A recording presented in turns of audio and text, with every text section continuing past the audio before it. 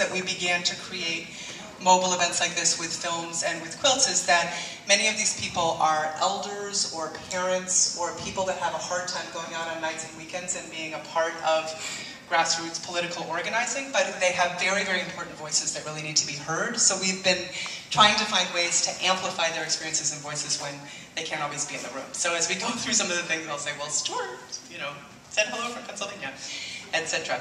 So we're going to start with a film by Stuart Gaffney called Muni to the Marriage. Now, Stuart, I'd like you all to get up for a moment, and I'll get off the mic.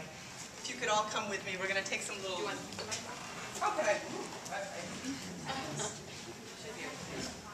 Woohoo! All right, we're so high-tech here. So, Stuart and John were plaintiffs in the Wu versus California case. Raise your hand if you've heard of the Wu versus California case. All right, woo, we got something. So can you tell me what that is? No, I can't. It's the case that brought marriage equality to Supreme Court in California, and then eventually ended up to like marriage equality for same-sex individuals.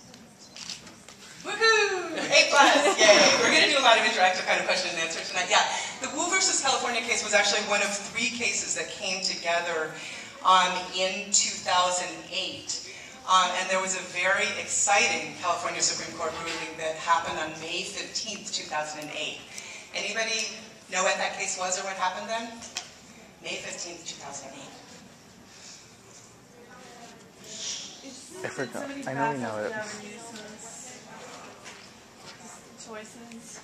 Did somebody back up Gavin Newsom? State level that backed up Gavin Newsom's doing. Okay, yeah, you're definitely dancing in the arena here. Okay, so to back up for a little history here, let's back up for a moment to understand a little bit more about the significance of Stuart and John's story. So Stuart and John's story is right here. It's called 2 Generations of Struggle for Marriage Equality. February 12th, 2004. A really important moment Just keep it stable with your hand, or local, statewide, and national marriage equality and LGBT history happened. Does anybody know what happened on February 12th, 2004? It's okay if you raise your hand before. Woo! Jessica! Gavin Newsom did his thing. Gavin Newsom did his thing. Okay, so what happened was that Gavin Newsom, who was and is the mayor of San Francisco, had been listening to George Bush's State of the Union address. And he was actually in DC and then came back here and was having really kind of a crisis of conscience as a human being and as a mayor of one of the gayest cities in the world, which is that he was hearing that the president was strongly supporting something called DOMA. Does anybody know what DOMA is? The Defense of Marriage Act.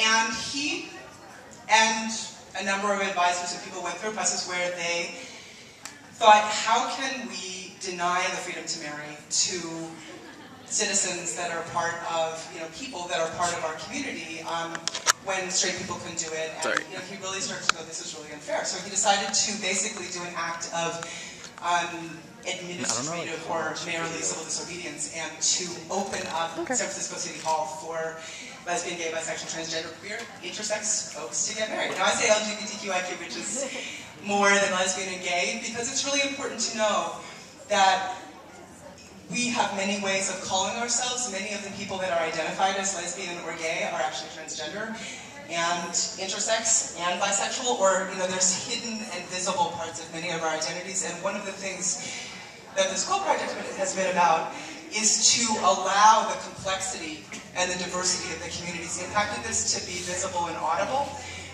We've narrowed the scope to talk about lesbian and gay, I think a lot.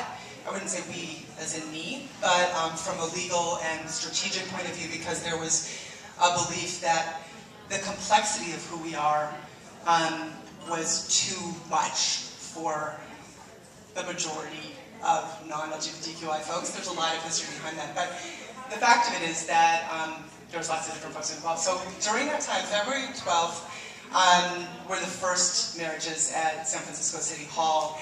And between February 12th and March 11th, anybody know how many couples got married when it was legal for the first time in San Francisco? Yes? 18,000, that's a really good guess, and it's an answer for another question. So that's a great, 18,000 is a very important number in here. 4,038 couples. Some people say 4,037, but it mattered to that one couple or not. 4,038 couples from all over the country and somewhat internationally came to San Francisco City Hall to get married.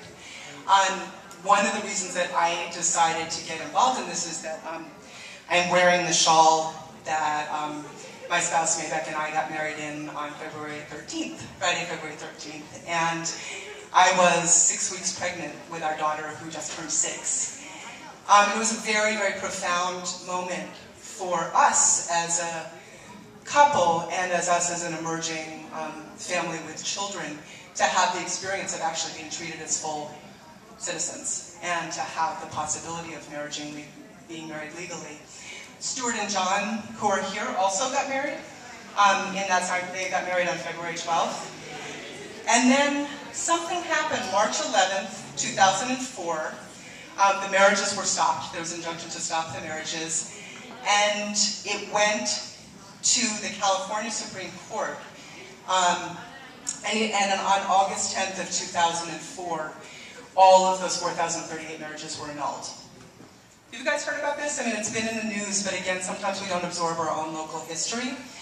So what happened in those period when March 11th, 2004, when 4,038 couples had been able to get married, there was hundreds and thousands of people in the state and around the country and internationally as well who were planning to come to get married. This was the only precedent before that was that Massachusetts was the first state through the legislature to actually begin to have people be able to get married. So what happened in that period is where Stuart and John's story comes in, which is that many people had the experience of being married and then having their marriages taken away. And thousands of people who wanted to get married got stopped at the door and said, no, okay, you've never been able to do this in US history and you can't do it now. And in that period is where a social and political and human rights movement really began to well up. Okay, so we're going to watch a film called Beauty to the Marriage. Stuart Gaffney is the Asian Pacific Islander Community Liaison for Marriage Equality USA, and also a very active part of API Equality, which is in San Francisco. Really wonderful people, and they were one of the plaintiffs in the Wu versus California case that came up in response to that. Sound good? Any questions? Okay, and Stuart, I lent this to us today. He has his sick father-in-law in from out of town, and wanted me to say another thing about this, which is that his parents, this is a story, Stuart and John are an interracial gay couple, and Stuart's parents were an interracial heterosexual couple who were married in 1952. Now his parents were Chinese American and white, his mother's Chinese American, his father is white American. They were actually married in the International House here at UC Berkeley and met at UC Berkeley. So this piece of history comes right out of this campus. And his story, as you'll hear, is really about, first of all, it's about weaving together to look at the denial of the freedom to marry and the legal and social and political discrimination and marginalization that makes it hard for families to form and protect themselves is something that has been woven throughout United States history and world history, and we're going to explore that through a number of these things. So this is really Stuart's story and specifically addressing the experiences of multiracial and mixed heritage people and the struggles of interracial couples that led into this movement. So